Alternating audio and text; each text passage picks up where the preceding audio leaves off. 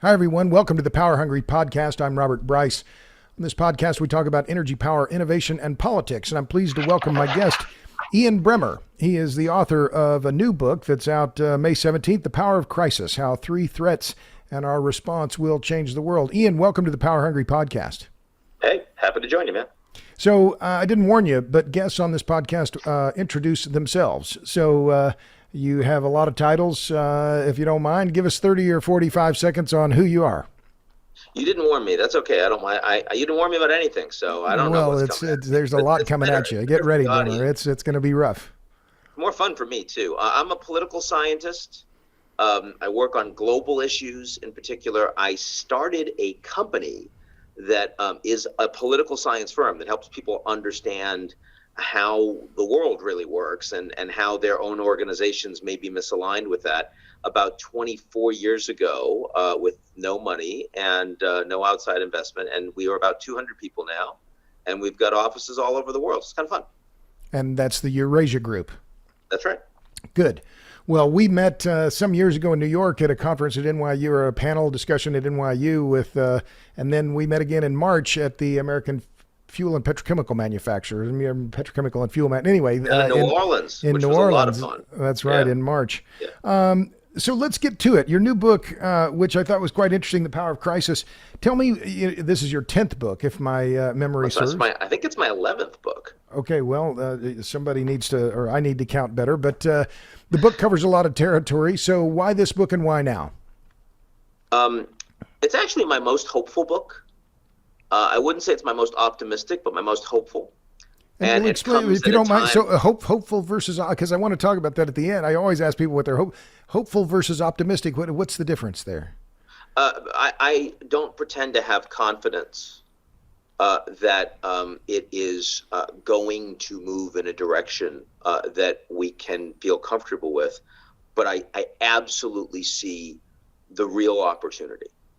It is plausible. It is real. There are already examples of it. And these crises that we are facing in front of us right now, the pandemic, climate change, the war with Russia, and the growth of disruptive technologies, our ability as humanity, as individuals and collectively, to respond effectively to them is real.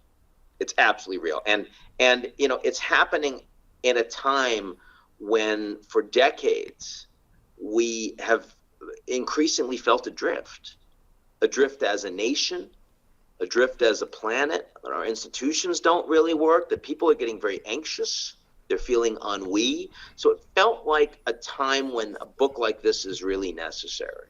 That's what I mean. And hopeful, you'll remember, Pandora's box, hope was what was left.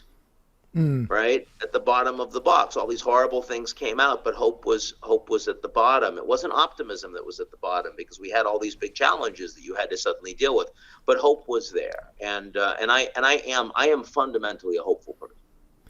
Well, I am as well. As the late Molly Ivan said, I'm optimistic to the point of idiocy, and that's a fine distinction of the hope and optimism. Well, let's start with the two things I wanted to start with or really focus on are COVID and climate change. Sure. I remember in March, I heard your presentation and you talked about COVID then. And I just read this morning that today still we're in mid-May and Shanghai is still in lockdown. Some 373 million Chinese in 45 cities have been in lockdown since late April. So you talked about China's vaccines and that they're not very effective. The question I have here is Xi's policy of zero tolerance on COVID, is it failing? And Yep. How long is this going to last? Because if China's failing. So go ahead. It's failing. And it was not failing when you had variants that were much less transmissible. Mm-hmm. In the first year of the pandemic back in 2020, second quarter, the Chinese had basically tamped out the virus. And as a consequence, they were able to get their supply chain back up and open. And they were the only economy in the world of scale that grew in 2020 for that reason. So, they have a lot to be to be proud of in terms after they finally admitted that there was COVID. The first few weeks were a disaster, of course, for everybody because they lied about it. They covered it up. But once they admitted it, they responded effectively. But they have not shown any flexibility. The disease has changed. Right. And in America, we have a problem. We have a problem with the fact that guidance has changed as the disease has changed, as our tools have changed. Like, it used to make a lot of sense to be much more cautious about things like mask wearing. It doesn't matter as much now because we've got vaccines, we've got therapeutics, we understand, it's changed. Well, the disease has changed, and the Chinese have not in any way adapted to that change. It is much more important for the Chinese now to accept American and Western vaccines, to license them. It's much more important for them to have access to Western therapeutics. They refuse. It's much more important for them to force older people to get vaccinated if they're not going to bring in these foreign tools. They refuse to do that too. And why, and if I can interrupt, and why is that? Why are they saying that? Why is it a national pride issue? They don't want Moderna. Yes. They don't want Johnson & Johnson. It's both national pride and path dependency. Once they've already decided it, they're stubborn. I mean, we're frequently stubborn in the United States. Fair enough. We get dug in. Yeah. And they've just decided that there's just no way, no how that, sort of the world-changing Chinese, the miracle economic story of the last 50 years is going to go hat in hand to the Americans and Europeans and say, can we please have access to your vaccines and therapeutics? No way. They're going to do it themselves. They're going to show that they can do it. And they also, they want to show that their way of managing COVID, which focuses, it completely strips away individual rights. I mean, you've got 30 million people in Shanghai that have been locked down for a month now. It's supposed to be a 4-day lockdown. It keeps going and going. The largest, richest city in China. But they've had virtually nobody die from COVID. And of course, the rest of the world has had 15 million people die from COVID. Right. And they consider that a failing. Like the U.S. is a country where we don't care about our old people. They believe that. That's not just propaganda. The Chinese believe that. And they're like, we will not. If we let COVID rip right now, our hospitals will get overwhelmed and we will have 1.5 to 2 million dead Chinese within months. And that may well be accurate, given the decisions they've made, and they're going to stick with it. So for the remainder of this year, what we're going to see in China is very low growth, very severe economic disruption, supply chain disruption, which will also create problems with inflation for the rest of us.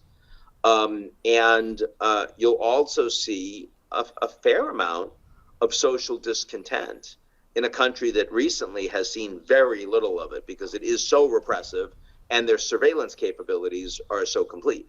Right.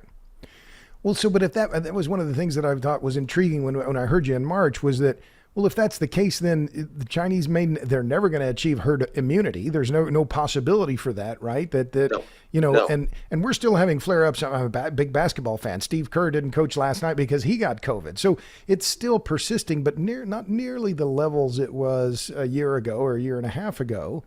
But if their vaccines aren't effective and they don't allow the virus to take its natural course, they're going to be in a mess for years to come. Is that? I think the answer is therapeutics at scale.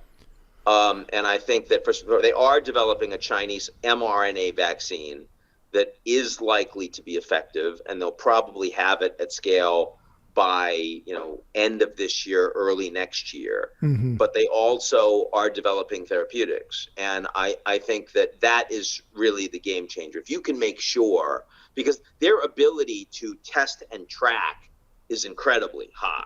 Right. So if you can ensure that your symptomatic people who are vulnerable, so your very old population and your population with existing, sort of pre-existing conditions, you can get those people therapeutics quickly that are effective, then you no longer worry about your hospitals getting overwhelmed, and then you can end zero COVID. But that is earliest, that's the end of this year.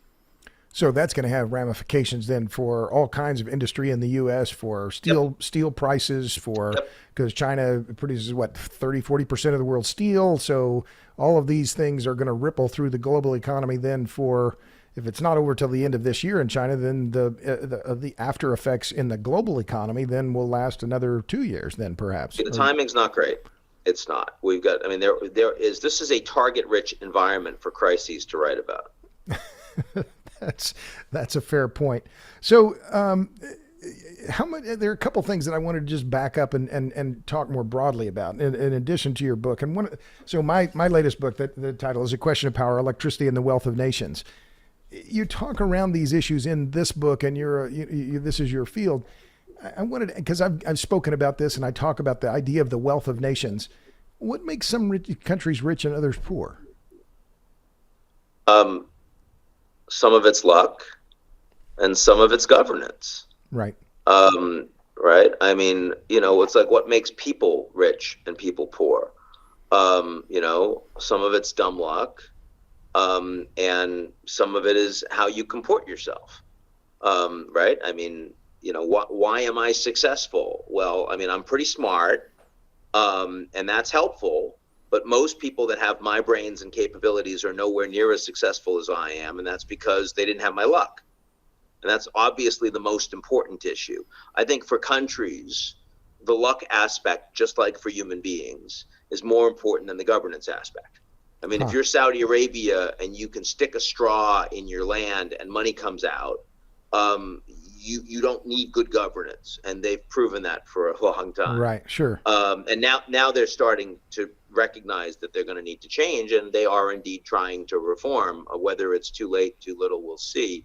But I do think that around the world, I mean, the United States is so incredibly fortunate in terms of the resources that are available to us, the geography that we are blessed with, the natural enemies in our region that we don't have. Right. Having said that, back at the beginning of the 19th century, if you were to go to a salon in Europe and say, who would you bet on long term in the Western Hemisphere?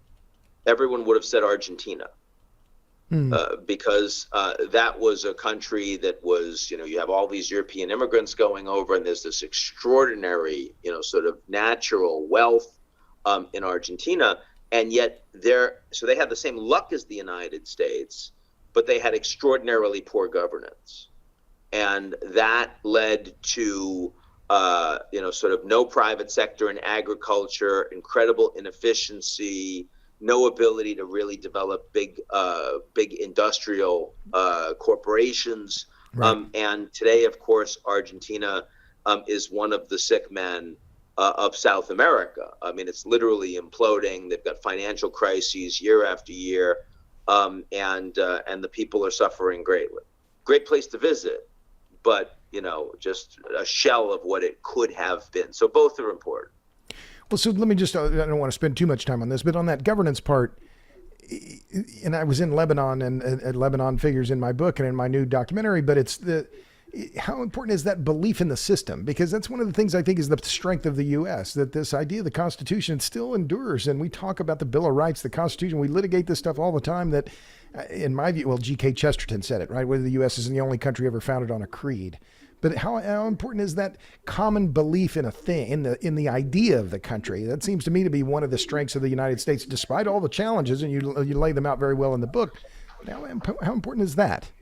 Well, I mean, number one, it's becoming less of an advantage for the United States over time, because Americans increasingly do not believe in their system in a holistic, communal way, the way that the U.S. certainly did in the 70s, in the 80s, in the 90s, just much less of that. And you see it in the response to the pandemic, which is massively politicized.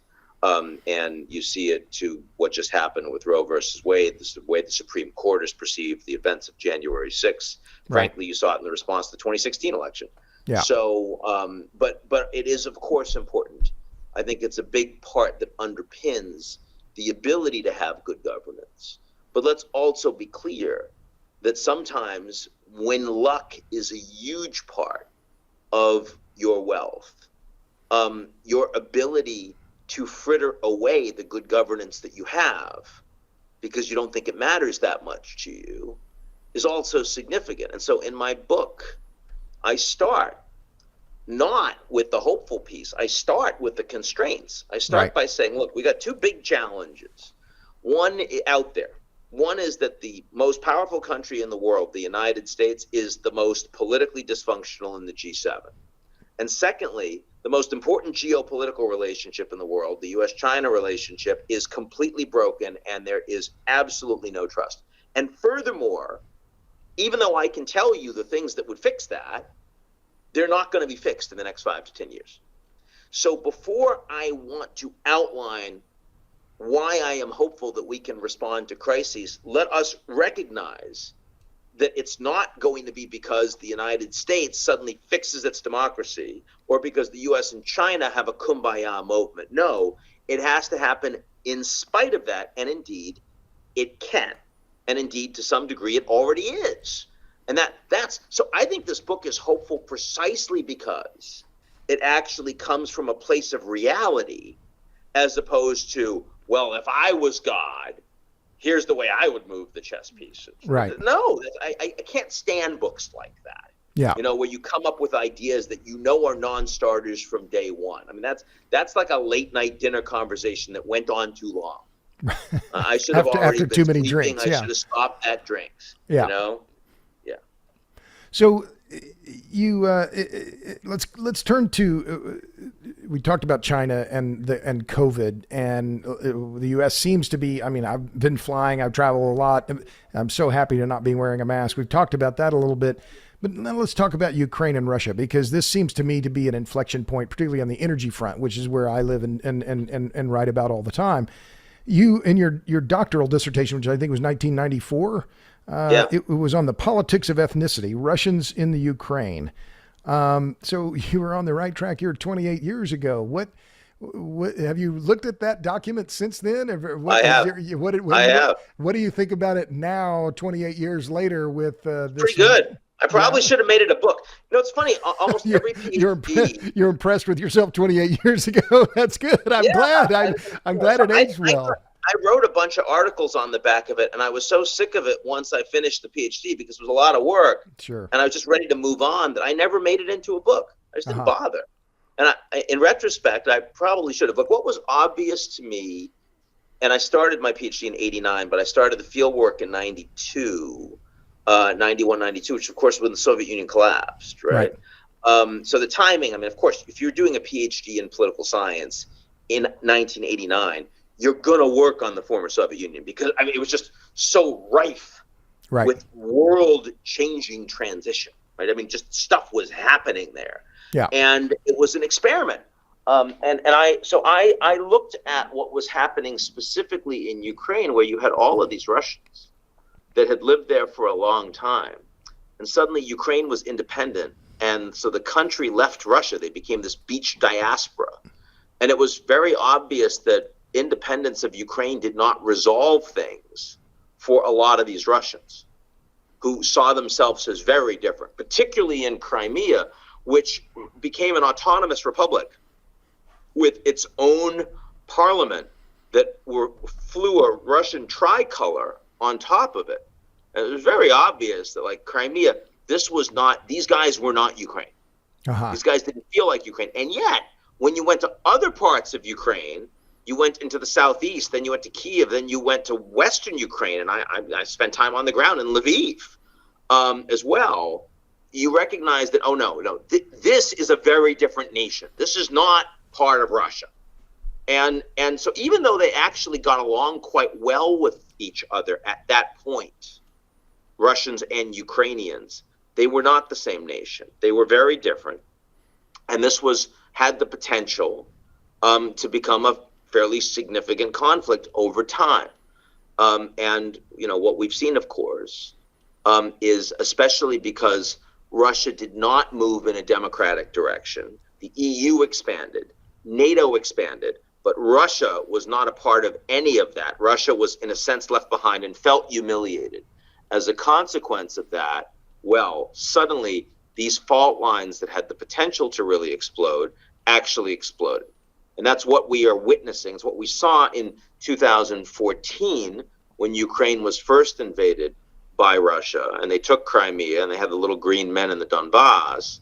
And now, of course, on February 24th, when 190,000 Russian troops that the Russian government told Biden and Schultz and Macron, no, these are exercises. Under no circumstances are we invading, lied through their teeth. And now they're committing war crimes on the ground in Ukraine. And the peace dividend is over. We are in a new Cold War. It has united Europe, and the new Iron Curtain has on the other side Russia, Belarus, and occupied Ukraine, and that's it. But again, from the perspective of my book, there are such enormous opportunities to resolve issues that were deeply problematic that come out of this. I mean, how many American presidents have been begging the Germans to spend money on defense? Bush and Obama and Trump and Biden, and no one could do it. And then Putin invades Ukraine, and now it's happening. Right. How much did you want Finland and Sweden to join NATO for decades? And it doesn't really matter. Now they're a part of it. Macron said that NATO was brain dead. Now he said they've had electroshock therapy. Why? The power of crisis. The United States, Democrats and Republicans were thinking that each other were their own biggest enemy. Now they both agree that Putin is. Why? The power of crisis. We've got a Madrid conference coming up for NATO in June, and they're going to invite Asian allies to come. And so the pivot to Asia increasingly isn't about Asia or Europe, but it's about the advanced industrial democracies coming together. Why? The power of crisis. So we desperately need more from our citizens in terms of governance of our own country and of the world. And we are in this conflict-rich, crisis-rich environment that is providing the opportunity and even the impulse, the impetus for us to precisely do these things. And I think that's what makes me hopeful. Well, I like the way you put that, and it's clear. I mean, the coalescing of the coalition after the invasion has been remarkable. How fast it's occurred. But what comes of this? I mean, where does this go? The Joel Kotkin was one of my guests on the podcast, and we talked about this.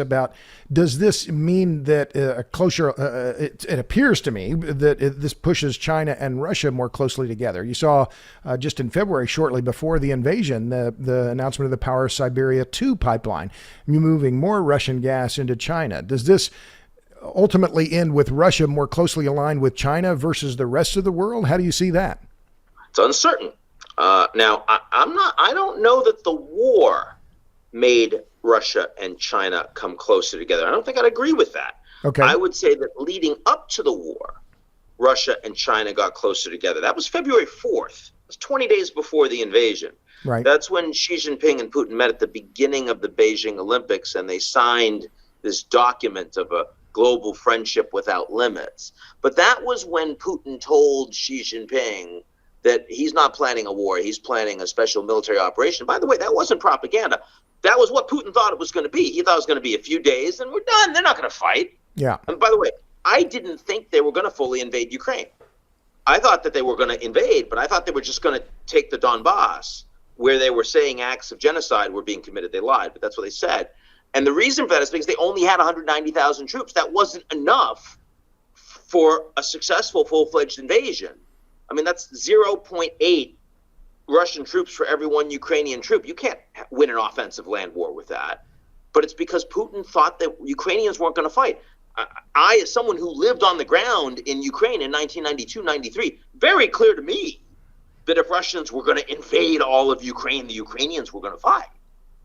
So I was a little surprised by that. But the fact is that this invasion has gone desperately badly for Putin.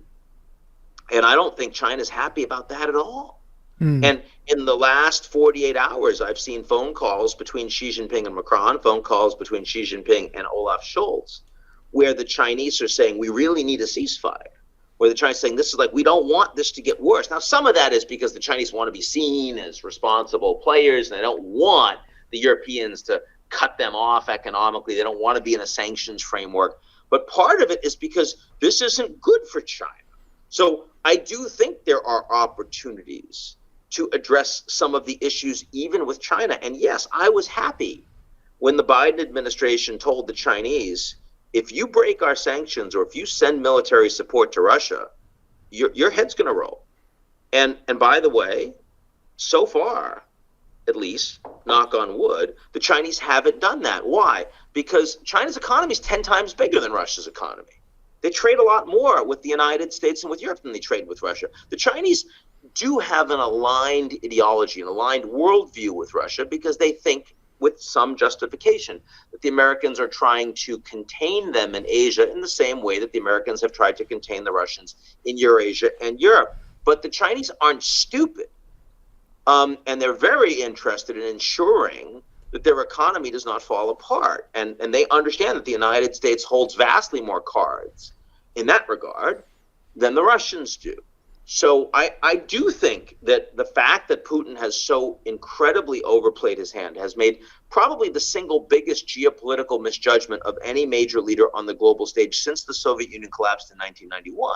I think I can say that. Certainly much bigger in terms of impact on Russia than anything the Americans did with the Iraq War or the Afghanistan War.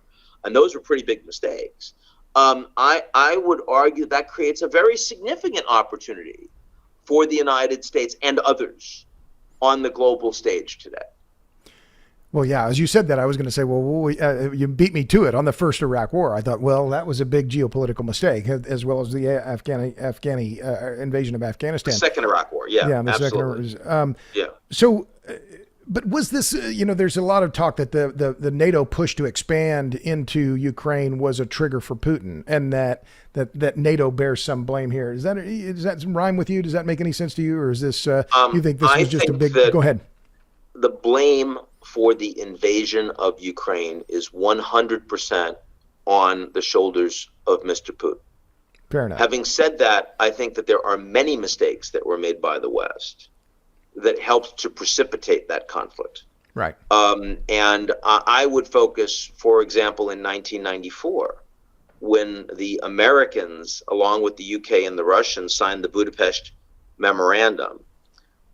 And we promised that we would defend Ukraine's territorial integrity in return for them getting rid of their nuclear weapons, which they had stationed on their territory in the days of the Soviet Union.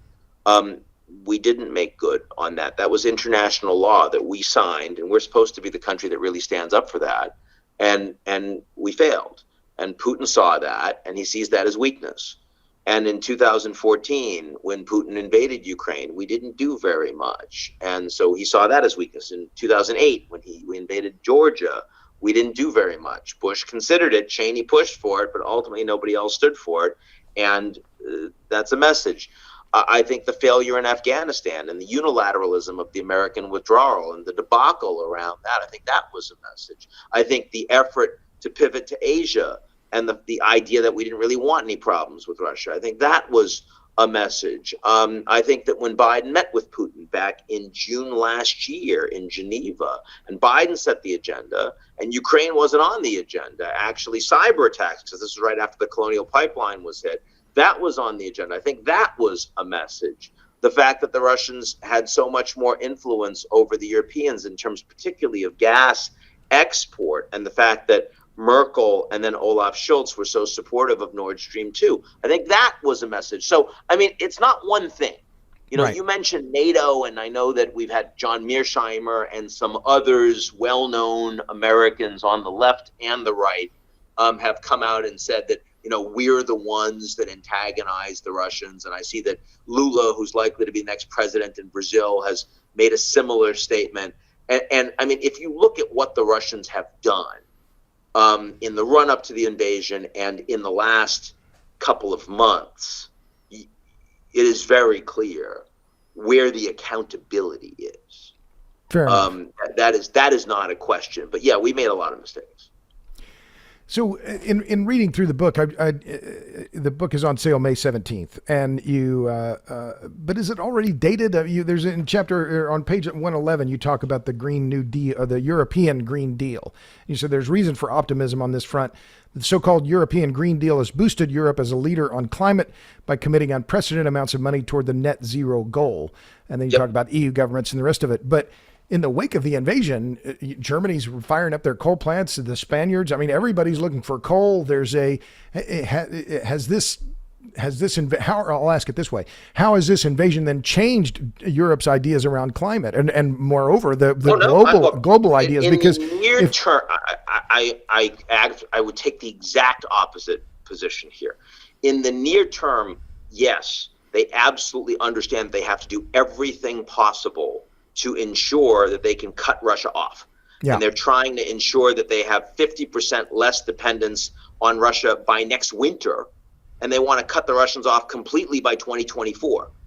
But what that means is that the Europeans, who were ahead of the world in terms of the move towards renewables and the move away from fossil fuels, this is pushing them much faster in that direction. It's making them recognize that they have to do more. They have to be more efficient. They have to also be more invested in the move to renewables. They have to be more willing to accept nuclear. And yeah, in the near term, that also means some more coal. But there's no question that this is actually a kick in the pants for the Europeans to move faster towards net zero, to move faster away from oil and gas. Now, that's a different story when we talk about India. But for India, the issue is not primarily Russia, Ukraine. For India, the issue is primarily the fact that they didn't have a spring, that their wet bulb temperatures for 1 billion Indians, massively heat stressed of their 1.4 billion population over the last 3 months, has meant that they literally cannot sweat to cool their bodies down outside. And the impact of that in stopping Indians from being able to labor outdoors after 10 a.m. I mean, you're talking about billions of labor hours that are being lost to climate change in India. And they're angry, and they're going to focus more on coal unless the West is prepared to pay. And in my book, I talk about the fact that it's not a Green New Deal. It's not about the Americans giving more money to the Americans on climate change. It's that if we don't find ways to stop the Indians from building vastly more coal, they're going to be the largest emitters in the world in short order. And right now they've got a 2070 net zero plan. They have no idea how they're going to possibly get to. And they're going to have really good reason to tell the West, no, because you don't care about us. Fair enough. Because look at what you've done. You're the ones that have actually been shooting carbon into the atmosphere. And now you're telling us, poor India, very poor per capita India, that we got to pay for this? We're not going to pay for this. Right. They're going to be angry. Well, so let me follow up on the nuclear part of that, because that's the other part of this that I think is really intriguing. And other people I've had on the podcast talking about Rosatom and you know, to what extent Russia's nuclear exports are going to be halted or slowed by this. And one of the views I've had is that actually it's not going to affect that much at all, that the Turks, the Egyptians, the Iranians are going to go ahead and deal with Rosatom and as a single part of this, that's not going to affect the nuclear business. What's your view on that? I think that there is a possibility of secondary sanctions over the coming months, particularly if the Russians expand the war beyond the Donbass and or if they use weapons of mass destruction, chemical weapons, for example, against the Ukrainians. And then all bets are off. Because if you get secondary sanctions, everything's cut off. But right now, no, I don't see that. Right now, what I see is the Europeans trying to completely sever their economic relations from the Russians, and that will be permanent.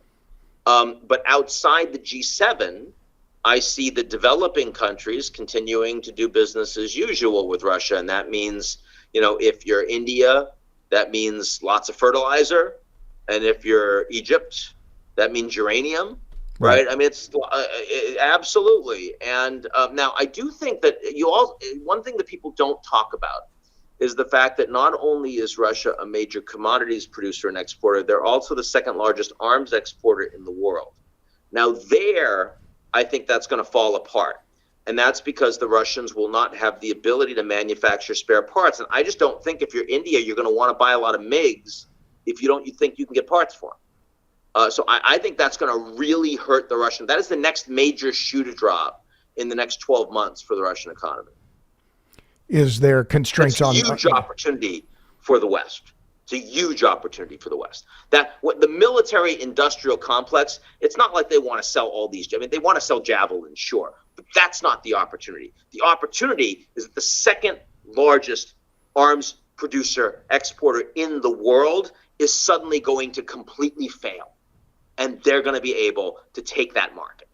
That's their opportunity. Well, let's talk about that, because I think that's an interesting point. One of the other things that it seems apparent now in the wake of COVID, in the wake of Ukraine, Russia, is the issue of reshoring broadly in terms of pharmaceuticals, in terms of mining, manufacturing of all kinds.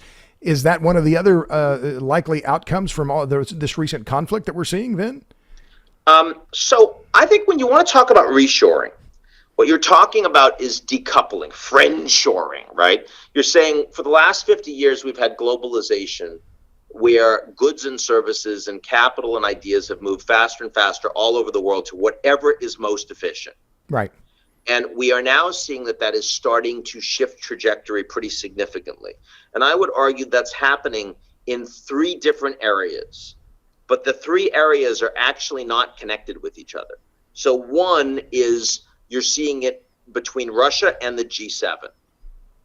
And that means that specifically, if you were an advanced industrial democracy that did business with Russia, that's going to end. And that will be decoupled. Right. That's very specific, it's very focused, and it's over, it's permanent. Because what Russia would have to do to get those sanctions off is really not in the cards in terms of what their plans are in Ukraine. It's not in the cards. So that's not possible, in my view. Very, very low bet. Secondly, you've got the decoupling between the United States and China, which is mostly about areas that are defined as relevant to national security or dual use by the Americans and the Chinese. And by the way, those things are defined somewhat differently. There's overlap in the Venn diagram, but it's not one circle. That's a second type of decoupling that's happening. And then you have a third, more structural decoupling that's happening globally, which is it's MAGA for everybody. It's every nation for itself. It's populism, and it's focusing on my working class, my middle class. Right. And that means I need to inshore. And that's happening at the same time as the fourth industrial revolution, which is also a post-industrial shock if you have your job being displaced by AI, and by deep learning, and by big data, right, and by robotics. And so you put that together, that's a third kind of decoupling, but they're all different. They're different drivers. So if you want to understand what's affecting globalization, you can't just say, oh yeah, it was happening before, now it's not happening. No, now it's not happening in some specific ways, but aside from those 3 specific ways, it's still happening. Because the benefits of that efficiency are still massive. Right. Well, for example, I actually believe that the U.S.-China trade relationship in 10 years' time will be more robust than it is today overall, because there's so much vested interest in that interdependence. Well, let me ask you about that, because when we were in March, I sent you, when we met in March, I sent you that DOE report on China and magnets and the rest of that. Yep. That seems like that's one of those critical dependencies. You mentioned defense, Yep. and this is one of those areas where the rare earth elements, permanent magnets, that the U.S. right now is over 90% dependent on China. That Yep. seems like a real vulnerability for the U.S. Semiconductors is an equivalent vulnerability for the Chinese. So that's why I said they're not overlapping completely. Mm-hmm. And you can point to those areas. Right. But most of the trade between the U.S. and China is not that. It's in other materials. In China. Gotcha. And that are expanding their investments in China are not that. So that's important to know. Okay. And what industries? Just put a point on that. So, oh my God. I mean, every luxury good that the Chinese want to buy. Hotels, services, the NBA, Hollywood. Okay. BlackRock, Goldman Sachs, Citigroup. Sure. There's a lot of American companies that are just making bank in China. And a lot of politicians say, well, they're not patriotic. Like, well, no, because you believe in animal spirits before you believe in patriotism in the United States. And that means that you hold up your capitalists to make money no matter where it is. Right. And unless that changes in the United States, then you're going to continue to have massive numbers of folks that are overweight China. So you mentioned this idea about every country for itself, and this is the one part where, in reading your section on climate change, that I read it and I thought, no, wait a minute. You said on climate, as with the pandemic, we can't meet the challenge of climate change anywhere until we meet it everywhere. But I got to be honest with you, I don't see much progress on that front. And the Chinese just announced that they're going to increase coal production by 300 million tons a year. The climate issue is very difficult, and it's one, well, I call it the iron law of electricity. Roger Pilkey Jr. calls it the iron law of climate. Countries are going to act in their own self-interest on this. So, that's right. My one critical comment would be that I think you're over optimistic on the climate change cooperation. Why am I? Tell me why I'm wrong. Where is it that they're going to that you're going to see this cooperation? Yeah, I would say that you're not seeing a lot of cooperation at the intergovernment level, but you're seeing enormous amounts of cooperation in terms of investment all over the world, moving away from fossil fuels and moving towards renewable energy and moving towards other forms of advanced supply chain for non-fossil fuel energy. Why? Well, number one, because a lot of young people said, we're not going to buy from you unless you pay attention to what we think about this. And they think it doesn't matter where they were in the political spectrum. Everyone under 40 feels that way in the wealthy world. And number two, that banks and investment companies with trillions and trillions of dollars at stake and have 10-year portfolios from pension funds and the rest said, we're not going to make any money if we invest it in fossil fuels. The returns won't be there in 10 years. So we need to redeploy that. So they did. And once that happened, you started to see massive cost reduction in solar at scale.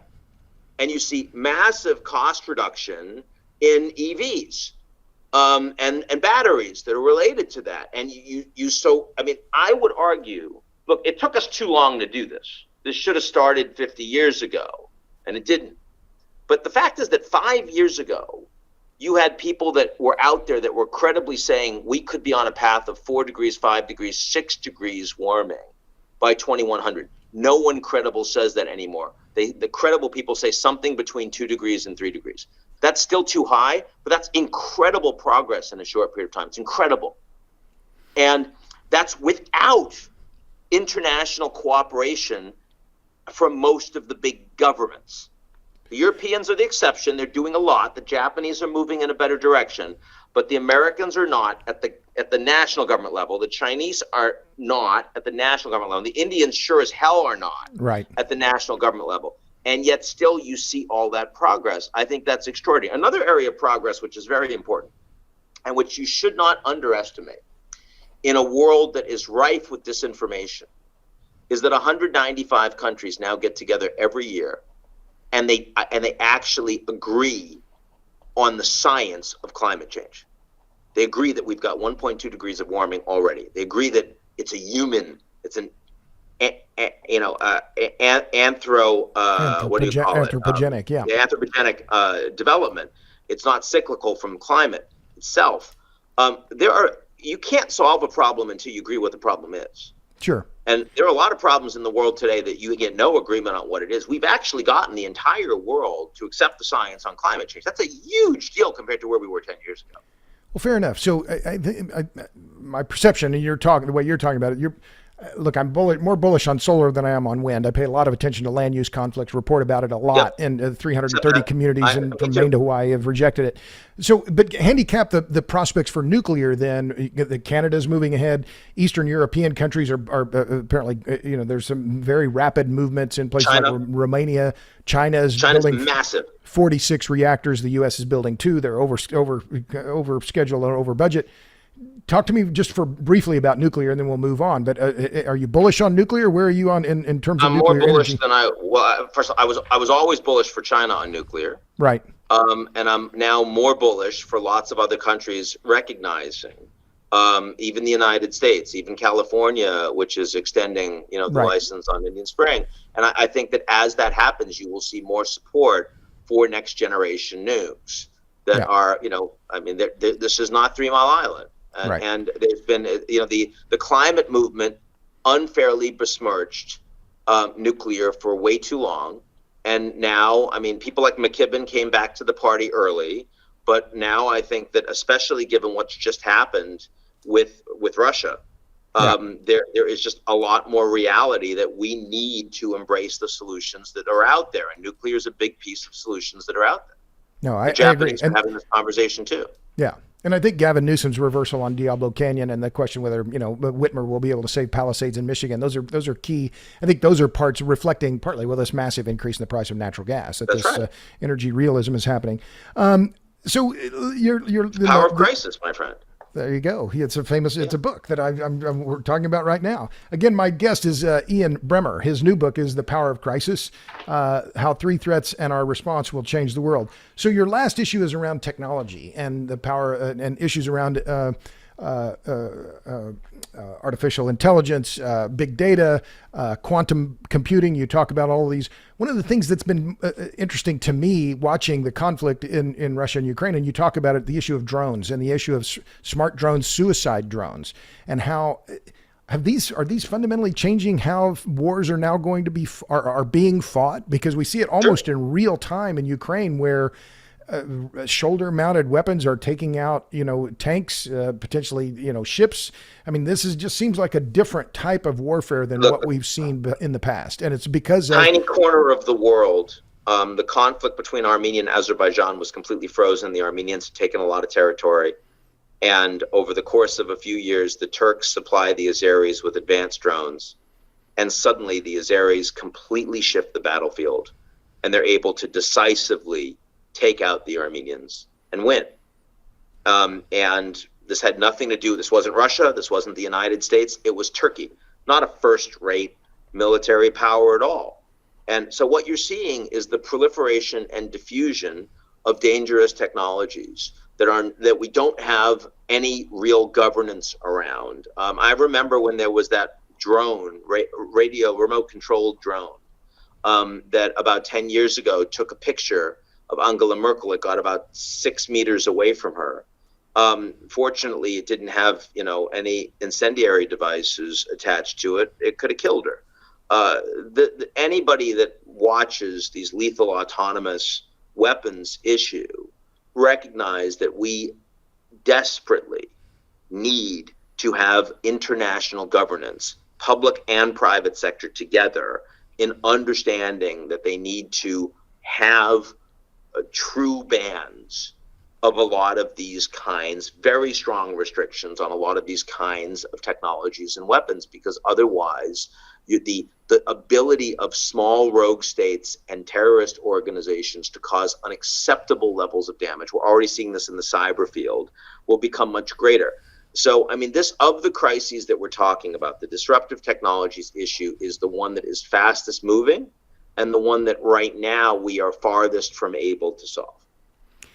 Well, I mean, that came through in the book and the way you were talking about it, just whether it's cyber, whether it's the drones, whether it's quantum computing, the possibility that no cryptography would be able to, I heard a lecture about this from IonQ, one of the quantum computing companies, that no cryptography is going to be safe, that there's going to be this. And we could be 10 years away from that we could be close to that. Right. Yeah. So we've been talking almost an hour, and I know you need to get off here in just a minute. So, I did want to, before Aadhaar in India, that was a company I've never heard of before, and I'm no expert on India. I've been there once. I've reported on it in my book and my documentary.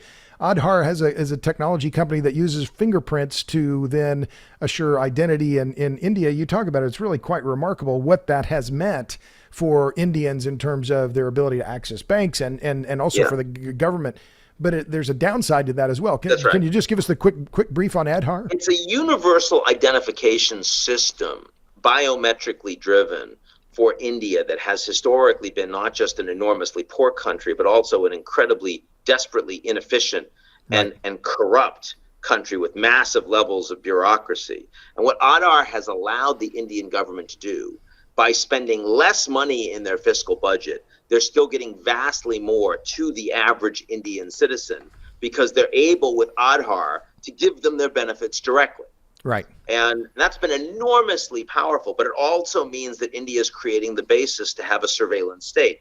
Right. And They also have a whole bunch of data that's not very secure, that's quite vulnerable, that can be exploited by bad actors. So like so many of these technologies, there are really good reasons to develop them. You're not going to stop their development. But if you do not have thoughtful people engaging in creating the kind of guardrails and regulation, and some of that regulation is public sector. Some of that regulation actually has to be in the business model of the corporations themselves, because corporations are increasingly sovereign actors in the digital space. Right. So They're inherently transnational, right? That this is something that they're not going to limit, Apple, Facebook, they want as big an audience, big a customer base as they possibly can get. So it's going to require some restraint, I guess. Is that the responsibility? Some strategy. It's going to require some strategy. It's going to require some long-termism. Yeah. And I do think that there are some companies out there that are taking these issues more seriously. They tend to be companies that have been around for longer. They're more mature. So I think Microsoft and Google are generally better at this than Elon Musk is. Right. But it is urgent, and it's coming to a theater near you real soon. Gotcha. So handicap this for me.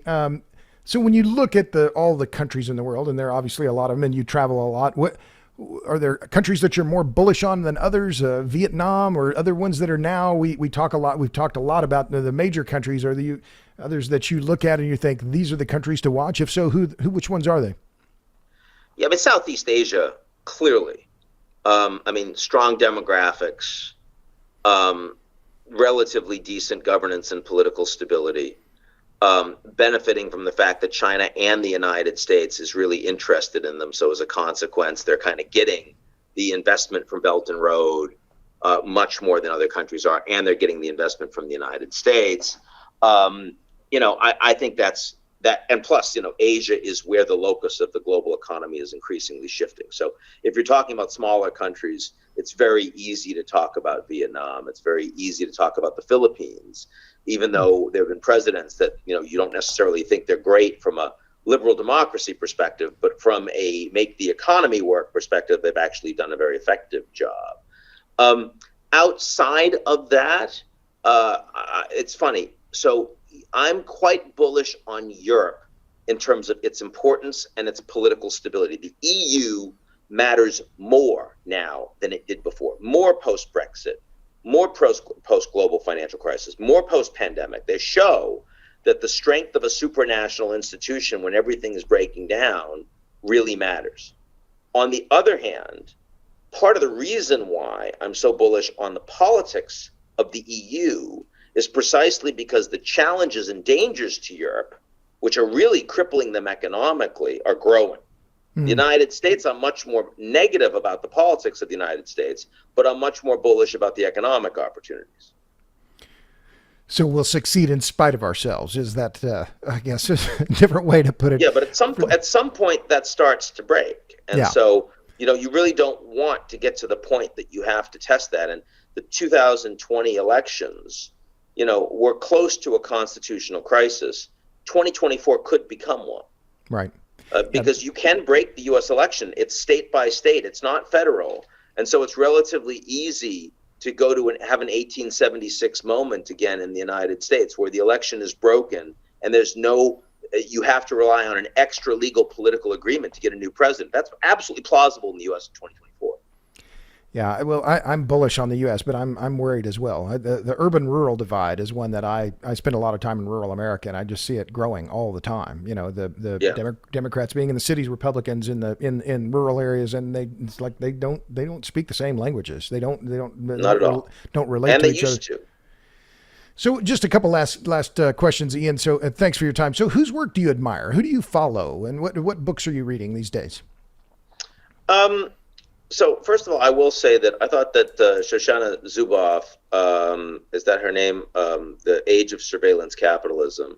Right. Which you use surveillance capitalism. You reference that in your book. I think that this was a game-changing book that really helps to explain where capitalism is going, the interplay of technology and the global economy, and the the impact of that is so underappreciated by so many people. I think it's an absolutely essential read. I love Adam Tooze. I'm a relentless listener of his podcast. I read most of his work. I think he's fantastic. The globalization guy, the Turkish economist, is also fantastic. Help me out here. He used to be a professor at Princeton. I think he's outstanding. I can't think of his name right now, but I also follow him pretty closely.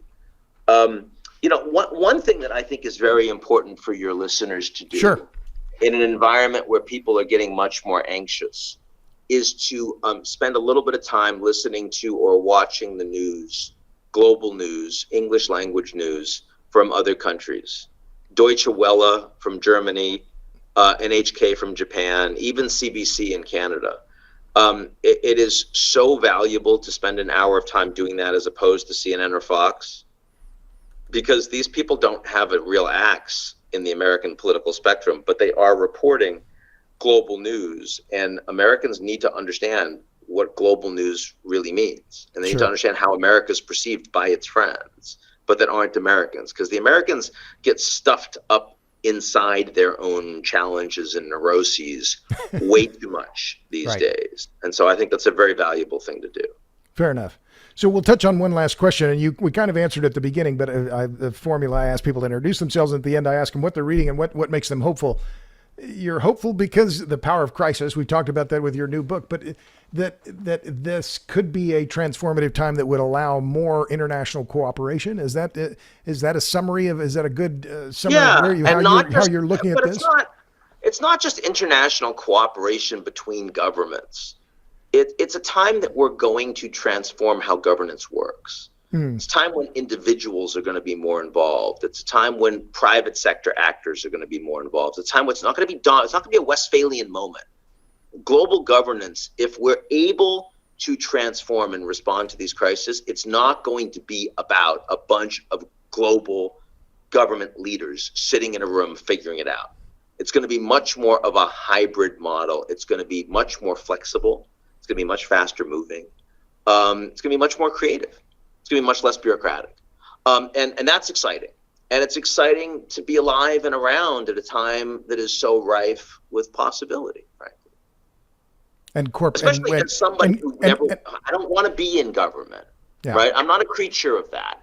I mean, I grew up in the projects. I was raised by my mom, and I started my own firm. And, my view is, I think of myself as much more a human being than I think of myself as an American. It just seems to me fundamentally that human being is I spend much more time thinking about what it means to be a human being than I spend time thinking about what it means to be Scorpio or a Catholic, or a white man, or an American. And I think that this is a unique moment in our history to actually have that perspective. Well, we'll end it there. My guest is Ian Bremmer. His new book is The Power of Crisis. It's on sale May 17th. The Power of Crisis, how 3 threats and our response will change the world. Ian, thanks for being on the Power Hungry podcast. I really appreciate it. My pleasure, man. Okay. Thanks to all of you in podcast land. Until then, Bye.